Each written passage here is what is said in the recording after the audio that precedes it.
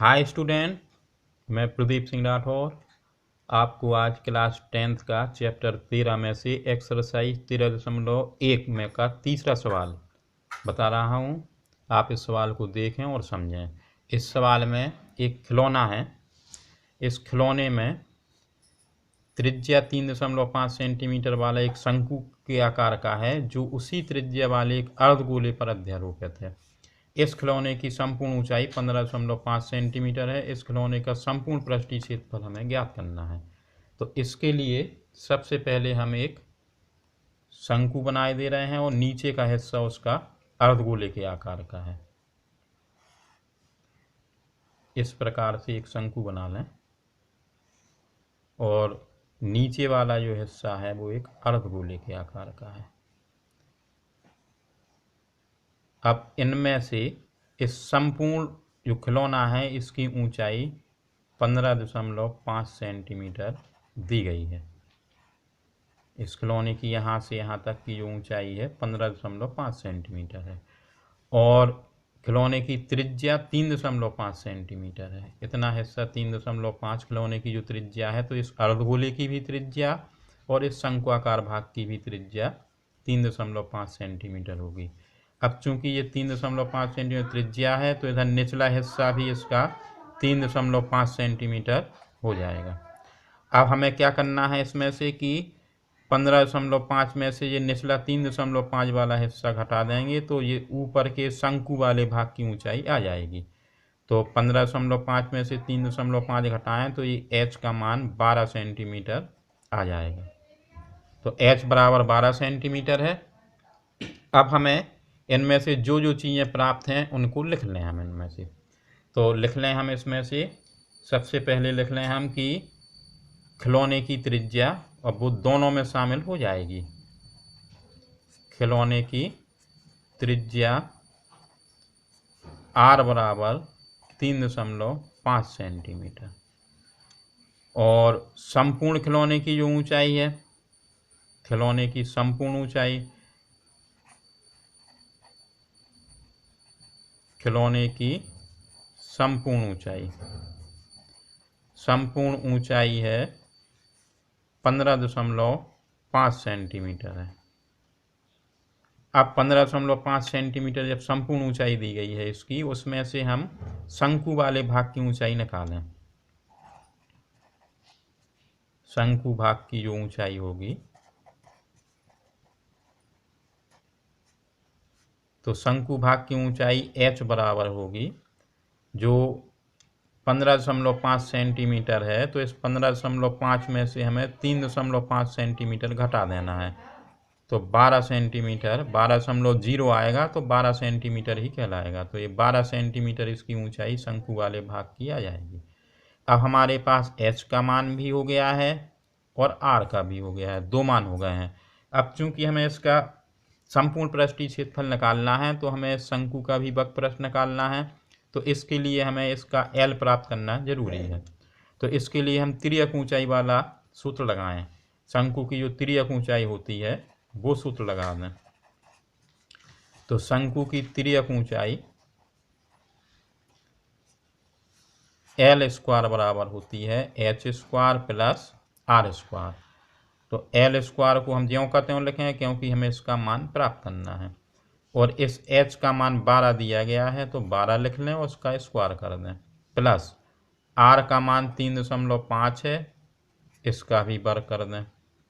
तो L square बराबर 12 का वर्ग करने से 12 गुणा 12 करेंगे 144 और 3.5 के लिए हम बताए दे रहे हैं इसकी विधि। थोड़ा 3.5 का गुणा करेंगे तो जैसे 5 और 5 का गुणा करें 25 और 3 से 1 अधिक, शॉर्ट विधि ये वैदिक गणित की विधि के अंतर्गत आती है। अगर जिन संख्याओं की इकाई पे 5 होता है तो उनमें वर्ग करने में समान संख्या जो लिखनी है, 35 गुणा 35 लिखा है जैसे, तो 5 5 का गुणा 25 होगा। 3 है तो 3 से 1 अधिक 4, तो 3 और 4 का गुणा करेंगे तो 3 चौको 12 आएगा। तो 12 25 आएगा, चूंकि 2 अंक के बाद दशमलव इधर पे 2 अंक बाद दशमलव लग जाएगा, तो 12.25 इसका मान आएगा। अब 12.25 को और 144 को हमें जोड़ देना है। तो 144.00 कर देंगे और 12.25 लिख दें। इनका हम टोटल करेंगे 5, 2, 4 और 2 6 और 5 और 1, 156.25 आया है। अब इसका वर्गमूल लेना पड़ेगा, जब यहाँ से वर्ग हटेगा तो 156.25 लिख लें। फिर L बराबर अंडर रूट लगाएंगे और 156.25 लिख लेंगे। और L का मान तो वर्गमूल की विधि हमने अभी एक सवाल में और बताई थी, और अगर नहीं समझ में आता हो तो आप हमसे वर्गमूल के लिए भी कह सकते हैं, तो हम एक वीडियो वर्गमूल से संबंधित भी डाल देंगे। तो एक एक का गुणा मतलब भाग करेंगे, यानी हमें एक से ज़्यादा नहीं करना है इधर पे, तो एक ही बार भाग जाएगा। अब अंक उतारेंगे जोड़े का 56 का, और दशमलव से ही दोनों तरफ इनके जोड़े बनते हैं, तो इधर एक बचा था उसी में भाग देना था। अब 56 आया है तो एक इधर जोड़ देंगे, 2 हो जाएगा। अब 2 बार भाग जाएगा इसका, तो 22 और 2 का गुणा होगा, जो 2 इधर लिखना वो इधर लिखना है, तो 22 और 2 का गुणा होगा तो 44 आ जाएगा। अब 6 में से 4 घटाएंगे, 2 बचा है, 5 में से 4 गया, 1 बचा। अब दशमलव लगेगा तब ये 25 का अंक उतरेगा। अब 2 जोड़ लें तो 4 हो जाएगा और 2 24 हो गए हैं इधर। अब हमें ऐसी संख्या लिखनी है कि इधर लिखेंगे वही संख्या इधर लिखेंगे, और इधर वाली संख्या का इस पूरी संख्या में गुणा करेंगे। तो इकाई का अंक 5 है, तो निश्चित है कि इसमें फिर 5 बार ही भाग जाएगा। तो 5 का गुणा करेंगे तो 5 25, 5 चौको 20 और 2 22, हासिल 2, 5 दूनी 10 और 2 12, पूरा पूरा ये कट गया है। इसका मतलब है कि इसका जो वर्गमूल आया है वो 12.5 सेंटीमीटर आ गया है। अब हमारे पास L भी प्राप्त हो गई है, H पहले से प्राप्त थी और त्रिज्या भी प्राप्त थी। अब इसके लिए अब खिलौने का जो हमें वक्रपृष्ठीय संपूर्ण वक्रपृष्ठ का क्षेत्रफल निकालना है, तो उसको लिख लें। तो खिलौने का संपूर्ण वक्रपृष्ठीय क्षेत्रफल, खिलौने का संपूर्ण वक्रपृष्ठीय क्षेत्रफल लिखेंगे हम, और इसके लिए बराबर लगा के लिखें इसमें कि ये शंकु वाले भाग का और अर्धगोले का, तो यानी शंकु का क्षेत्रफल शंकु का वक्रपृष्ठ करेंगे, यानी ऊपर का जो क्षेत्रफल निकलना है, तो शंकु का वक्रतल या वक्रपृष्ठ, और इसमें हमें जोड़ना है शंकु का वक्रपृष्ठ प्लस अर्धगोले का पृष्ठ।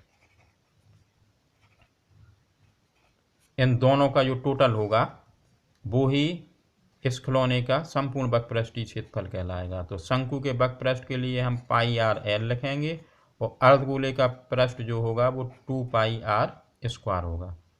अब इसमें से भी हम पाई और आर कॉमन ले सकते हैं, तो पाई और आर कॉमन निकाल लें, तो इधर बचेगा एल, पाई निकल गया है, आर निकल गया, एल बचा है, इधर भी पाई निकल गया है, एक आर निकल गया है, तो इधर 2 बचा है और एक आर बचा हुआ है।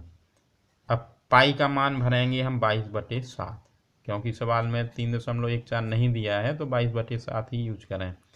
आर का मान 3.5, एल का मान जो आया है अभी बाद में 12.5 है, प्लस 2 लिखेंगे गुणा आर के मान को हम 3.5 भरेंगे। अब इसको और आगे हल करें तो 22/7 लिख लें गुणा 3.5, हम चाहें तो इसका दशमलव एक लिख के 1 0 बढ़ा दें, ये दशमलव हट जाएगा।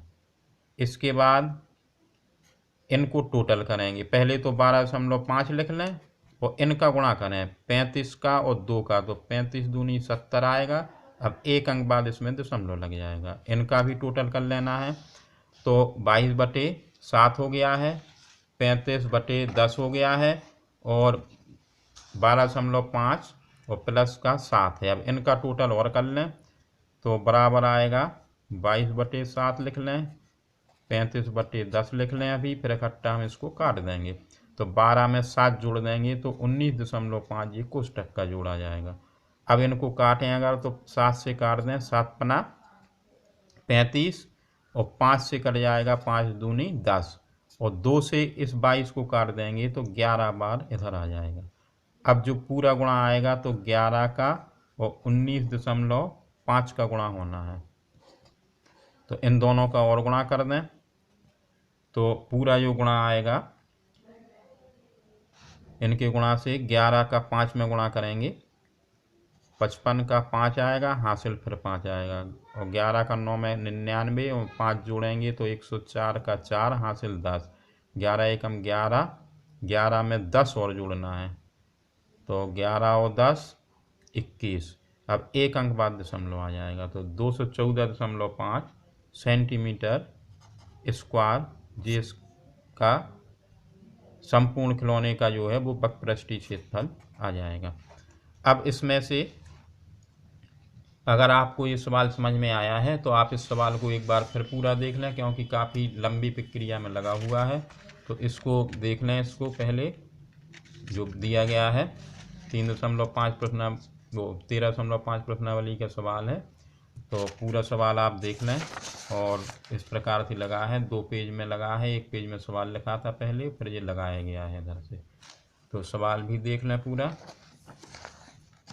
और पूरा उत्तर यहाँ 214.5 आया हुआ है, 214.5 सेंटीमीटर स्क्वायर। चूँकि वक्रपृष्ठ निकाला गया है इसलिए इसको सेंटीमीटर स्क्वायर में ही लिखेंगे।